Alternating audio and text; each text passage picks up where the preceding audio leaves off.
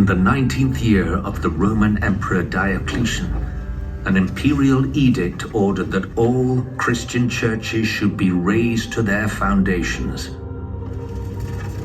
The sacred books should be burned, and the Christians should be handed over for torture and compelled to sacrifice to idols.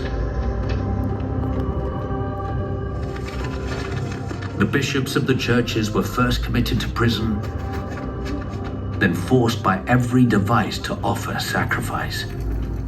They endured various forms of torture, one having his body scourged with rods, another being punished by the rack, because of which many obtained an inauspicious end to life. Some were dragged a long way by the feet, and others were beaten on the face by soldiers. This was the most terrifying persecution of all, producing countless martyrs. After 2 years, the emperor declared victory over Christianity.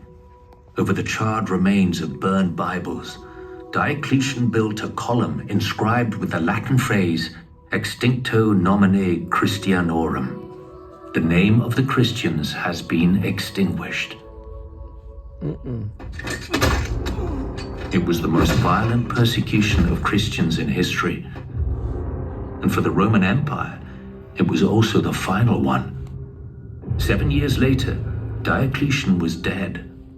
And less than a decade after he tried to abolish the Bible, one of his soldiers became the new emperor of Rome, declared himself a Christian, and ordered new copies of the scriptures to be created and sent throughout the Roman Empire. There was persecution in the 1st century, the 2nd century, the 3rd century, into the 4th century, and somehow martyrdom seems to help them multiply. Constantine pretty much put a stop to that and said, this is a genuine religion. They can come out of the caves now. Tertullian once wrote that the blood of the martyrs was the seed that caused the church to grow. And that relentless persecution also forced the church to protect its scriptures. The church did not define the canon. The church recognized the apostolic documents that should be in the canon. In other words, the final authority is not the church. And so the church simply recognized in the 4th century it's these books and not others. The church doesn't decide the canon. The canon shapes the church.